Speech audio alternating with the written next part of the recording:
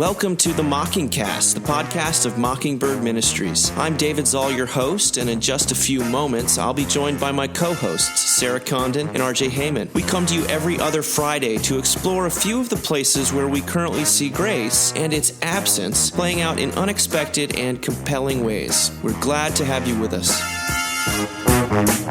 Praise the Lord. Praise the Lord. Well, okay, we're back. It's time to get going on another episode of the Mockingcast. RJ, Sarah, how are you doing this week? Great. Good. Weather's good outside. It's beautiful. It's cold, or what passes for cold in Houston, Texas. You know, high 30s. I'm a bit of a southerner now, so my blood is somewhat thinned out, but it's beautiful. Looking forward to Thanksgiving, and I have my 3 brothers in town and their kids and wives, so it should be a party. Oh boy. Shay Heyman. Kids have the week off school, which is great. So yeah, looking forward to kind of the holiday season. What about you there, Sarah? We're headed to New Orleans next week for Thanksgiving. So yeah, my brother lives there. So we're all going to rent a big house, and my mom and my dad will be there. It'll be, yeah. I mean, we always say party when we mean like, hope everyone gets along. But yeah, it'll be a real party. So we're going out to eat. You're going out to eat on Thanksgiving? Yeah, I don't like Wow. Thanksgiving food. So we're just all going to go out. I found a place that the kids' plates, because you know it's expensive to go out for Thanksgiving. I found a place that the kids' plates are $12 a piece. And I thought they will eat exactly $12 worth of chicken fingers. So that's where we're going. Oh man, chicken fingers. What would we do? What was the world like in a world without chicken fingers? That's what I want to know. No. Whole lot of screaming kids. Kids had to go out in the yard and snap the necks of their own chicken to make chicken fingers. That's what it was like. They just ate chicken beaks. Yeah, exactly.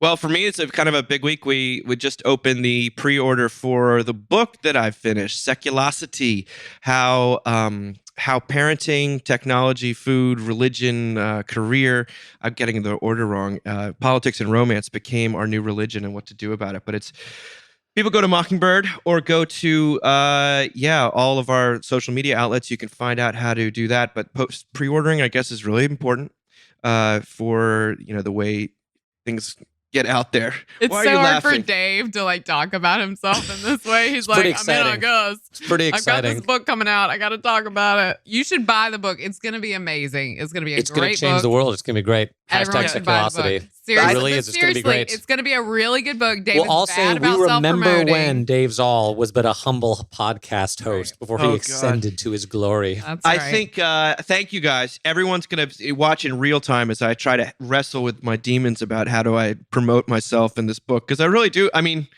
yes, I wouldn't have written it if I didn't think it was great. If it was great, it was worth my time. I'm really excited for it. But it's not till April does it come out. But right now is when I got to start, priming the pump. You got to and hustle for your worth, man. Hustle, yeah. Sarah, I was asking Sarah and RJ, I was asking you guys last week about what are the particular anxieties that people who are in ministry deal with. And one of the things you said, Sarah, do you remember you said your worth is up for grabs or is on a trial in the pews every Sunday. Yeah. And that's a little bit how it is when you're a writer or any kind of creative person or any kind of, basically, if you do anything publicly, it's neurosis inducing. But anyway, that's part of what I'm actually talking about in the book. So see, it's all meta. It works together, and you will be greatly enlightened and edified by this book. So integrated. Moving on. Moving on. Where to Cry in an Open Office by Gigi Lee. This was in the New York Times. I thought it was hilarious. A couple different people forwarded this our way. It's a kind of a opinion/humor piece about the way that offices are laid out today. She writes, your company designed an open office space to break barriers and encourage interaction, but that makes it much harder to sob over a spreadsheet. Here are the best places to cry without your coworkers interrupting you. First, I'm just going to give a few of my favorites. At your desk with your headphones on. The trick is to release your tears one at a time. Tears are a dead giveaway that you're doing crying stuff and not work stuff. Next, you could always cry behind Gary, the college intern. Your crying will be obscured by Gary's long lectures on the egalitarian benefits of an open office and how he took a class on labor and productivity, so he gets it. Next, you could cry into your poke bowl. Pretend you're crying about the appropriation of Hawaiian food culture and not the disintegration of autonomy in the workplace. Next, you could cry in the center of the office. The company doesn't believe in walls, so why build one around your emotions? After all, the company wanted to increase productivity, and you've never been more efficient with your crying in your life. And last one, the restroom. This is where everyone goes to cry. Anticipate long lines. I think it's funny. What do you think? It's funny. It's a little painful. Poor Gigi. I wonder what she went through to write this piece. I know. Like, ugh. Yeah, it's I don't know. I was thinking about like how many times have I cried at work, and I was like, oh gosh, I've cried at work a lot. But I've never been in an open office situation in this way, and so there's always like plenty of like good places to like just sob. It did remind me though of this one time when I went to Bonnaroo and we tent camped. So I was like miserable, like third hour in, and everyone's like on top of everyone else when you tent camp in those settings. I don't know if you guys have done this before, but you're like camping out of your car. So they're just cars backed up from miles. Anyway, I just had it. So when they talked about like crying in the middle of the office, I basically just started screaming from inside the tent that like this was a terrible culture and this was a horrible place and there are drugs everywhere and everybody sucks. And just pretending like the tent walls were real walls. And then I like opened up the tent and was like, and it was just like a wall of like young hippies like staring at me because they'd all heard everything I'd said. So that's what I thought of when I read this. It wasn't a workplace. A miracle. Josh still married me after. That was like 2 months before our wedding after I did that. Oh my goodness. That reminds me of that show Camping that I'm watching, the new Lena Dunham show that the critics hated so much, but I find very funny, I got to say. But wow, Sarah. Wow. Sorry. Yet That's again. my open office is Bonnaroo. RJ? I can wear my heart on my sleeve sometimes. I've definitely been known to cry during, teaching, preaching, not so much for whatever reason. I'm definitely teaching, praying. Yeah, I'm emotional, but I also can close the door on my office and have a little moment if I need to. Yeah. So there you have it. That's your response. I don't know how I would do it in an open office setting. That'd be a little crazy. I would definitely have to go take a walk or something. And not like I'm falling apart all the time, but yes, I definitely would need more than one hand to count the number of times that I've cried in a work setting. But there you have it. Sometimes life is just too much, man. And then sometimes the material you're teaching on gets to you. That's also when I cry. When it's like this is powerful. This means something to me. Like I care about what I'm talking about, and I try not to quote unquote bleed in the pulpit. Talk too much about personal stuff, but sometimes it touches me. So there you go. What are you gonna do? Male tears. I love it. It's like that's right. Hey, if Paul could write with tears, the Beach Boys. And then maybe I can teach with tears. So you do have to wonder how hard it must be to be an introvert in an open. Like I hadn't really thought about that because you're just constantly interfacing with people all day long. Like I would go crazy. There has to be a backlash at some point, right? Because every house is like, is it an open floor concept? Oh my gosh. Is it an open floor plan? And that's the same thing as the open office. But I guarantee you 20 years from now, no, probably 10 years from now, 5 years from now, the thing will be, how many tiny rooms do you have in your house? Yes. I want 15 totally 8 by 10 rooms, and that's it. Because everyone has to have their own space and do their own thing. And it's going to be a constant back and forth. Right. Yeah. I mean, clearly it's a little bit of people are lonely, and at least the younger generation is looking to work to provide them with community, I think, and pretty clearly. And so that's what it's sort of this forced community thing, but you're also held accountable to, the bottom line. So a little confusing. Moving on, Stan Lee Lieber. Stan Lee, the Marvel Comics guru and founder and co-creator of Spider-Man, the Fantastic Four, the Black Panther, X-Men, Iron Man, Daredevil. He died this week. He was an old man. I think he was 95. But it's hard to think of what our culture would our actual culture, not the culture, that we like to think we live in, but, looking at kids' backpacks as they walk to school. Or I had to do the chapel at the preschool attached to our church this morning. And like 3 kids had on something advertising something Stan Lee had created. And I was just thinking about superheroes and what he brought to the table in the Marvel universe. Are you guys Marvel, DC people? Does this matter to you? Where do you come down? Does this affect you at all this week with Stan Lee dying? I don't think I'm quite the aficionado that you are, David, in this realm, as with many topics, but I definitely lean more Marvel than DC. You know, the recent Wonder Woman movie was good. It was okay. It wasn't great. And the Superman movies tend to sort of like be okay. I'm like, wait, how is he lifting an island made of kryptonite out of the ocean and flying it into outer space when this is supposed to be the one thing he can't possibly do? Like, give me a break, you know?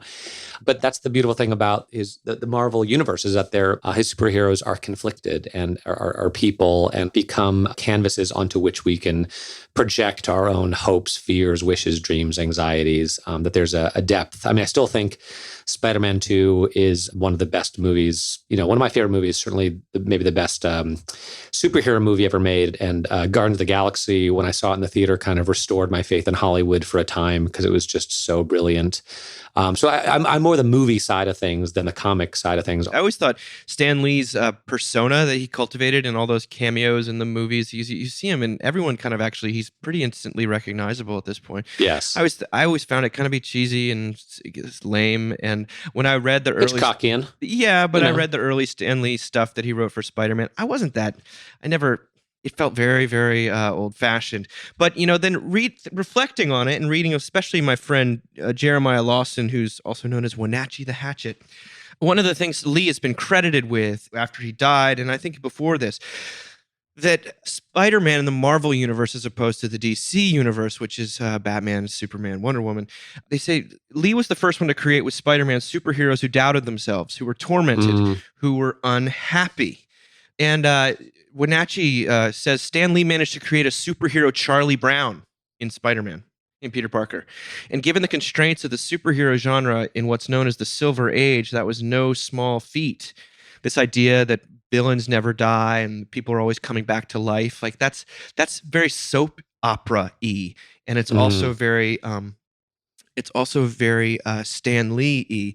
But one of the things, I loved this this observation. You know, Norman Osborn is one of the great conflicts in Spider-Man comics was always that Peter Parker, his best friend was Harry Osborn.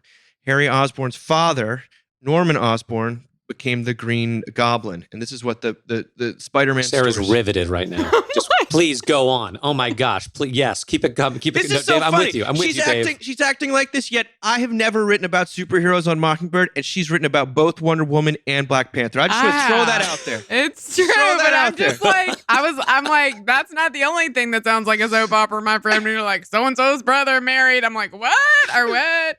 Okay. But I'm with you. I'm with you. Try Willem this Dafoe. on for Keep size. going. Willem Dafoe. Keep it. We want to hear it. Try this Yes. on for size. Norman Osborn was the kind of bad father you might actually have to live with in real life, who Yes. means well and rarely ever does as well as he means.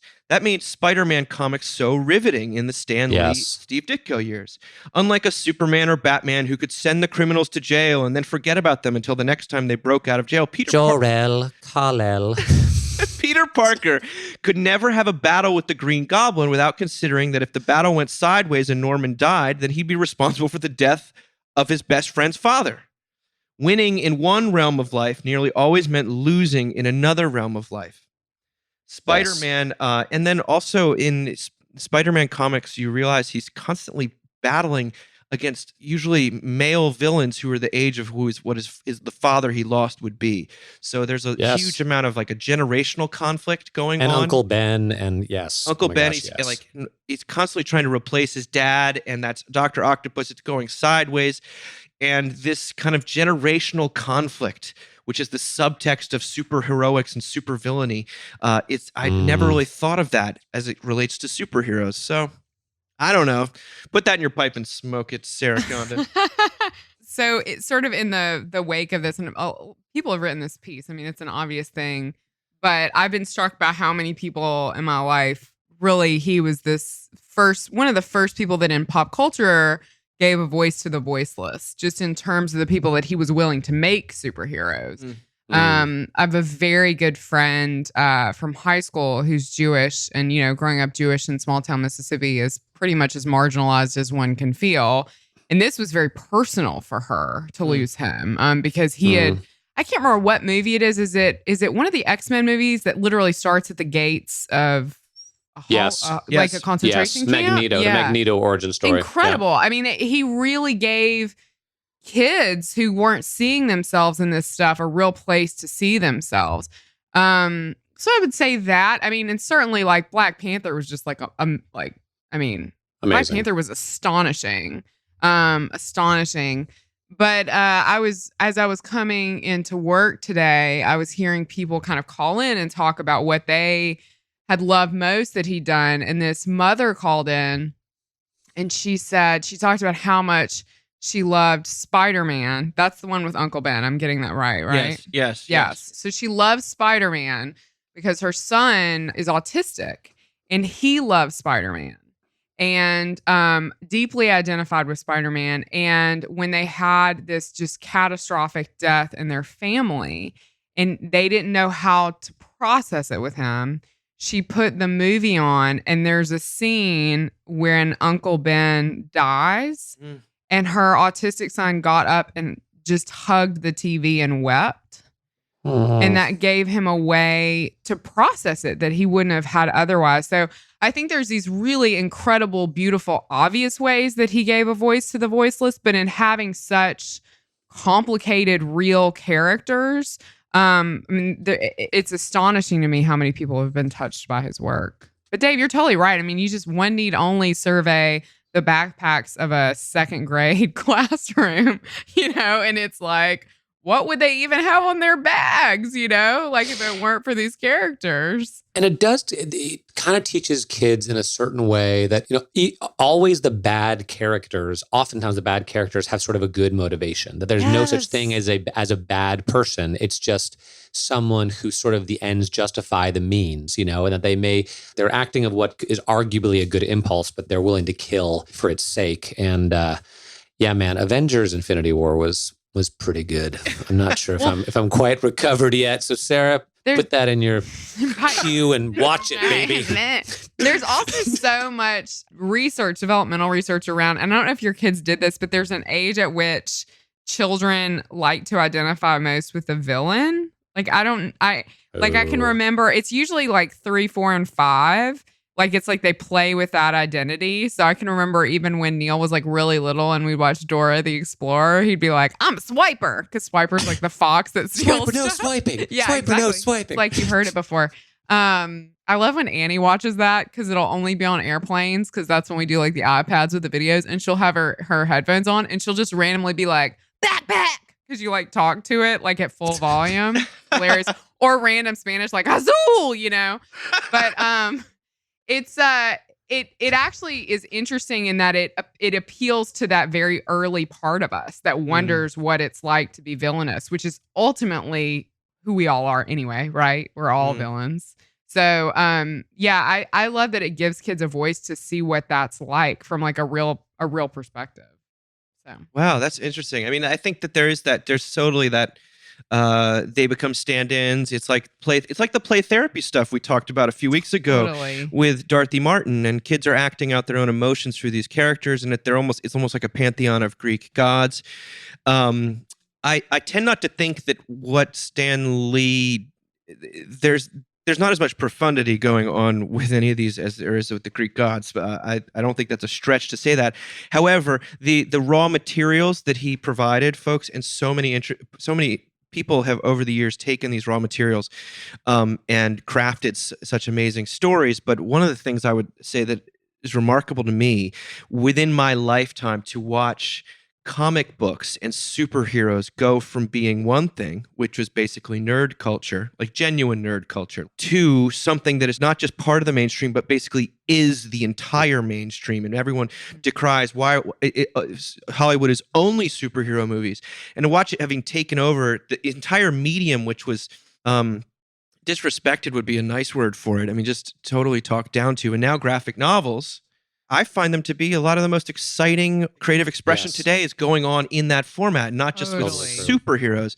So I find that to be a really cool thing to have lived through in the midst of us talking so much about the difficult things that are going on. I mean, there's no reason why superheroes necessarily have to exist or these like kind of fabricated universes for us to play in and project our fantasies into. So anyway, let's actually go into something a bit more, at least on the surface, a little more serious. I came across an absolutely wonderful article by a writer named Sarah Dahl. She's writing for Comment magazine online, and she wrote this incredible piece called Trading Brunch for the Eucharist. And it not only is, of course, this whole seculosity with, idea is on my mind, religious energy directed at sort of secular objects. This kind of was a beautiful distillation of it, and very funny, but also true and deeply touching as it relates to especially church. But she's talking about San Francisco, and I'm going to read this in 2 installments so we can start to talk about it. She says, people have historically come to the West Coast and to San Francisco in particular in search of wealth, opportunity, or at least a new start. It's a city of newcomers where people shrug off, or try to, old places, traditions, prejudices like the winter coats they don't need any longer. This is also an area that lives by a creed my husband noticed almost right away, and her husband works in tech. The creed is, you should live better. You can't live here long without breathing it in the air, drinking it in the water. So much of our cultural, civic, business, and social life in this city is organized around optimizing everything all the time. A habit of mind that over time forms people in ways that make traditional church-going, much less a deep embrace of any distinctly Christian vision of the good for human life, increasingly hard to understand. You should live better starts out innocuously enough. Drink better coffee, eat better food, optimize your exercise and mindfulness routines, craft a healthy work-life balance. Don't waste any time on chores that technology can solve for you, but do occasionally detox from your devices. Get your systems in place. Establish your flow. I can only speak for myself, but I suspect that many of us go about cultivating, curating, designing, and improving our lives as a kind of grand exercise in existential justification. We want to earn the right to the space we take up on this planet, or at least to squeeze the very best out of our patch of it. You should live better is a confession that teaches us to look at life and the world as a potentially perfectible experience and grants us permission to simply drop anything or any person that is unproductive, ineffective, or simply a waste of time. Now, I'd say that I'm going to stop there and just say that clearly what her diagnosis applies a lot further than just San Francisco, although San Francisco is known as like basically the least churched place, I think, maybe outside of Portland in America. But RJ, you've spent a lot of time on the West Coast, and Sarah, I'd love to hear from you guys. Where do you come out on it? I do get a little anxious with these pieces because I think it can make us feel self-righteous as churchgoers. Like we don't have our own ways that we're optimizing the church experience, or thinking it's almost easier. I am romancing the idea that small churches are better in places where they feel obscure, but there is something innately and distinctly Christian about that, in a way that maybe when I'm in West Houston and people talk about church as like another community thing that they do, I don't know. I'm not sure that's not optimization too. Yeah, I mean, it's impossible. We just import the when we talk about the law outside the church, we're immediately absolving ourselves from the law that's very much at work inside the church and to all creation. I think you're right. I mean, I was at a church recently where, the worship band was just so perfect that I almost thought, I miss, there should be one old person up there that everyone is kind of just putting up with, because not even old, or maybe just someone with a bad ear, but really likes being there, because if it's too perfect, it feels too, I don't know, worldly. It doesn't feel like there's a crack in it. Then it doesn't feel, I don't know, Christian to me. But I also note that what she's observing about San Francisco life is that there is this idea of optimization of people as machines, and of life as basically a process of making things as efficient as humanly possible in order to produce as much as you possibly can.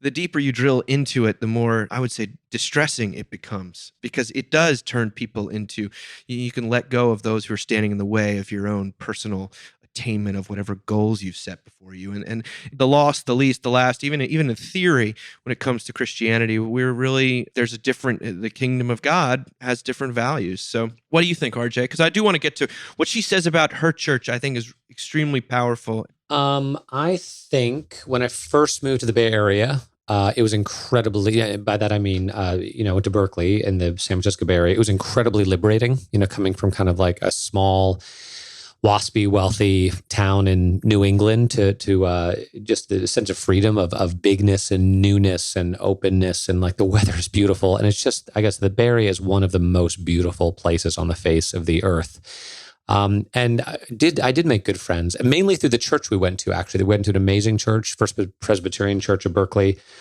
But I did also feel like, and I felt this more actually when we moved back to the East Coast from California. And admittedly, we moved into New York the weekend after 9/11. So it was a heavy time to move back in.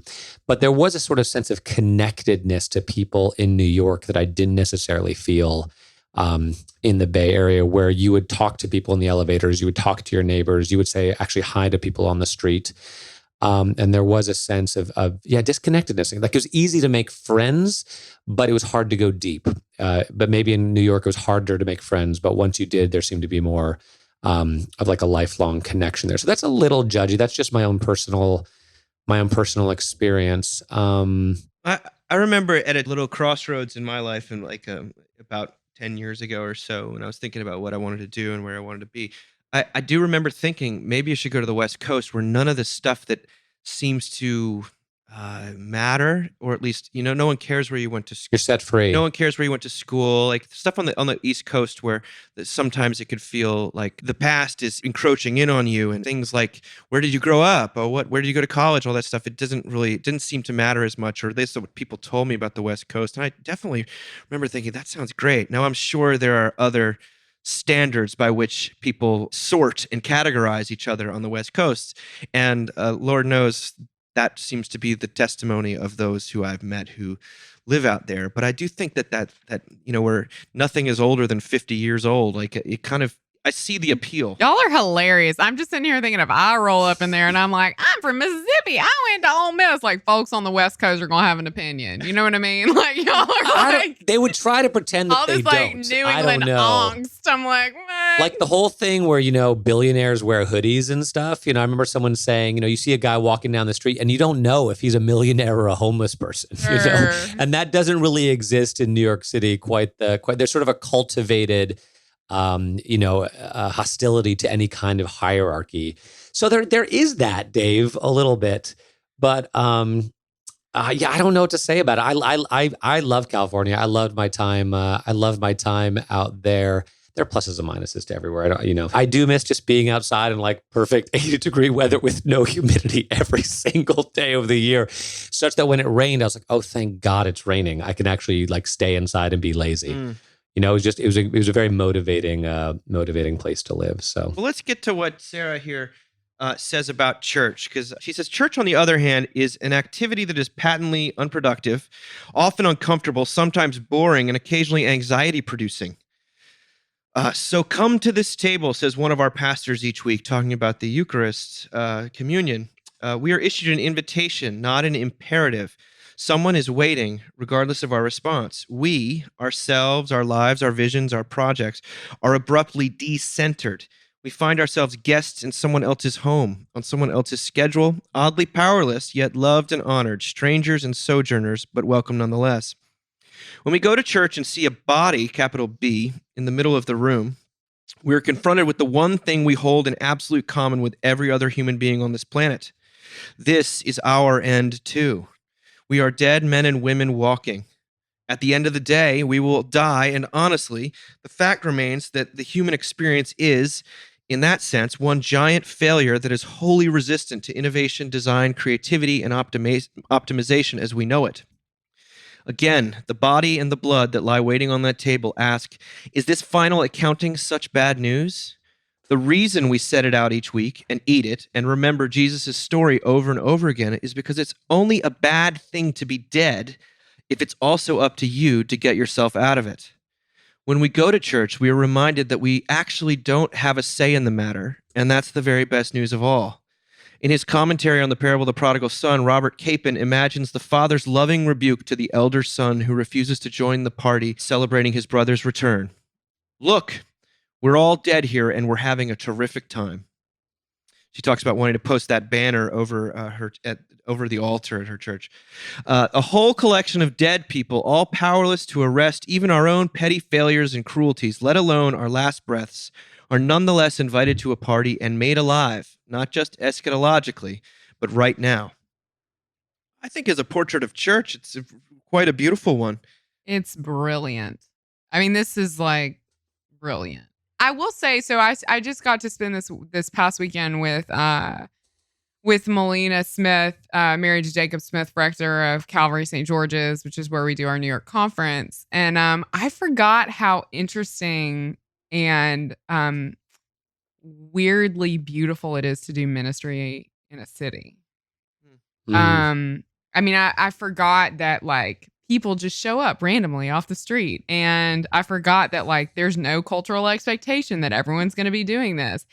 And that it's kind of amazing, but it's also really messy. And there's also like I don't know. Do you know what I mean? There's just like a quirkiness to it that that is unique to doing church in cities. I mean, we have not sanitized. Right. Completely. Yeah. And it's, and there's not enough money to fix everything, which is also something that's really nice. Like there's not enough money to fix that because you got these buildings that are like 100 years old plus, and it's like money upon money to fix them. And so the buildings are as they are and the people walk in as they are. And, there's something to me that's really marvelous. I noticed we went to Evensong at Calvary St. George's on Sunday night. And I happened to have on a dress, and Melina Smith's sister Marisa, who's a listener, hi Marisa, she didn't, and she's like, oh my gosh, like if I were in my church with my mom, like I don't have a dress on, and it's like not dressed up enough. And I kind of looked around, I was like, that's it. I would totally think that in Texas, but here in this place that is so beautiful and old, but also is like old and beautiful, it's okay. Like you really can. I don't know. I mean, I know that's a deep idealism because I know it is so hard to do church in those circumstances, but I'd forgotten how gorgeous and moving it was. A little decrepit. I kind of like that. And the stuff she says about the body and caping here. I mean, I love that. Like it's just, it must feel, I mean, even in the weekend I spent being in New York, it actually felt like an enormous relief in a place where you're kind of bombarded with imagery of perfection and better and more, to walk into this place that is as it is and welcomes you in. I mean, that's crazy. So I was trying to find that quote by the I think it was the former dean of the Episcopal Cathedral in San Francisco. I think who said, it's a famous quote, something along the lines of, we live in an age where when everything is permitted and nothing is forgiven. That type of thing. And I think it's interesting that he said that in San Francisco, because that's what it feels like. It feels like a culture trying to convince itself that sort of nothing really matters necessarily, but it's not working. And I was reading this article. I was thinking, because let's face it, going to brunch is awesome. Like going to brunch is really fun. Yeah. And sometimes runny eggs. You get up on Sunday morning, and I'm in church because I'm a minister, and I do love being there, but I'm also paid to be there. And some days it's like, maybe I'd rather go to brunch. But why? Like, why is that? And I think clearly something is tied into if your impression of church is like someplace you need to show up and be something for somebody and prove something. Like, I don't want to do that. You're doing that all week. I'm doing that all week. Right. Exactly. And I know, some people I'm sure go to brunch to kind of see and be seen and be part of the scene. Every city has its hot brunch spots, and I guess then that's the exact same thing as church in a certain kind of way. That's not what I want. I want to go and be lazy and not take a shower and spend time with my kids and eat some good food. And I just think about that. What is it that people need on a Sunday morning that they might come to church to get that they're not currently getting, or are worried that they're not going to get, or worried actually they're going to get the opposite of? And how do we create, I don't say how do we create a more brunch-like experience at a church, because that's not what we want to do, but what are the needs that people have, because I think the gospel does have a profound truth to share, with weary people, with tired people, but you also don't necessarily feel the freedom to show up at church tired. You know, you want to show up sort of bringing your best self. And sometimes on a Sunday morning, like that's a stretch, you know, to bring your best. And I like what you guys are saying about it. If things are a little decrepit, a little saggy, a little not quite perfect, maybe it gives you permission to not bring your best self. I feel like that's such a vocation like our family has like at church. Like, cause you know, most Sundays I'm in the pew with kids. Yeah. And I mean, I really like for anybody going to church, there's pressure, but I think especially for clergy spouses, especially if you're in a church. Gosh. Where it's like just you, which it was for the first couple of years. There's enormous. I mean, I remember anyway, there's so many stories about people realizing we were people, but I decided very early we were either going to be an honest shit show or I was going to have to go on anxiety meds, like one or the other, you know? And so I just went for honest shit show. And like, it is like, Josh sometimes gets a little put out because I've told numerous people, I'm like, kids have 45 minutes in them. So you either come 15 minutes late or you leave 15 minutes early. And sure enough, there's like a whole zoo that shows up like in the middle of the gospel of kids, because it's just like, if people, I don't know, Aaron Zimmerman touched on this a bit in his piece about humor for the magazine. Like people have anxiety all week. And on some level, I think especially where we do ministry, RJ, because I mean, Houston is, you know, I don't know, there's a lot of performancism here. I think people still feel the need to do that at church. And it's like, how do we make church just a place where people can fall apart? Yeah. I think we're cutting down a little bit on that at our church. I got to say, we've had amazing family service where, you know, I've said sometimes when I'm doing announcements like this, this is church for people who can barely make it to church. Yes. And sometimes the family shows up looking beautiful and sometimes they do not, and dad is not shaved and the kids' hair is all over the place.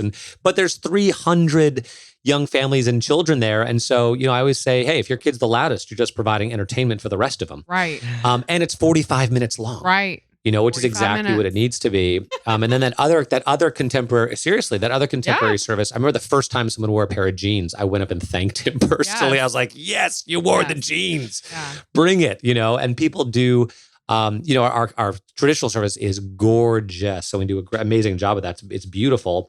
But sometimes people go back and forth because some weeks they want a beautiful, transcendent, formal experience. And some weeks they want to wear jeans and be with their, you know, loud, smelly kids. Yeah. I mean, so it's nice to have both offerings. It always makes me a little sad when what you're replacing church with is like sports games, like competition, which is, I mean, maybe more honest. Maybe more honest. I mean, I get it, and you don't want to. You're sitting there talking to your child, and you don't want to say no. You're not allowed to go to your game, but it's like church is supposed to be a respite from competition, at least where it's the losers club, as we talk about.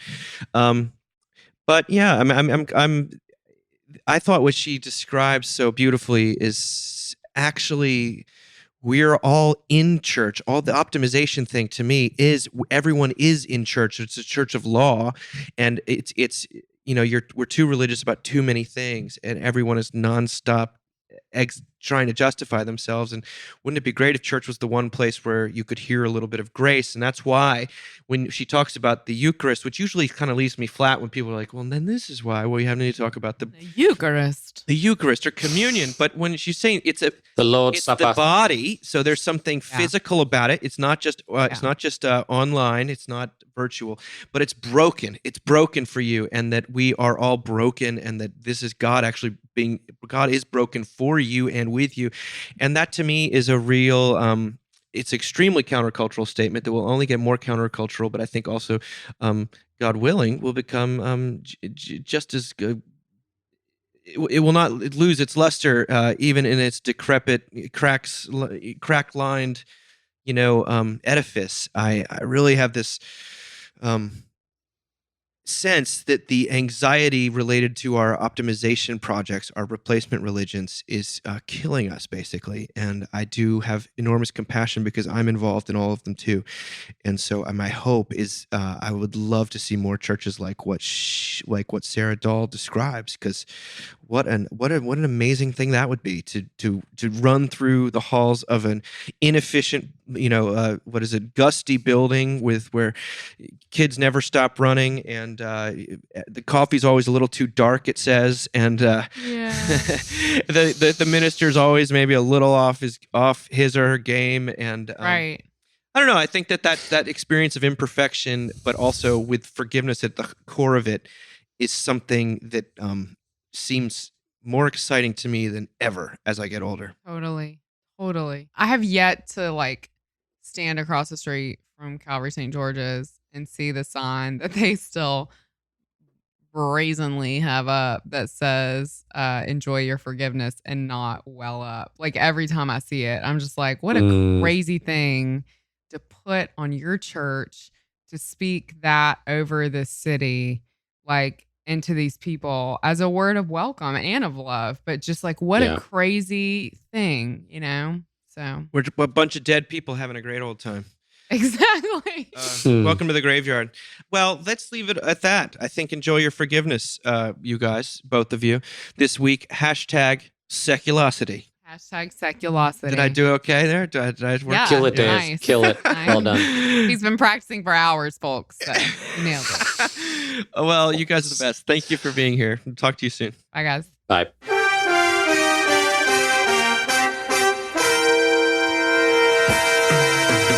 Thank you for listening. Remember, you can find us on the web at www.mbird.com.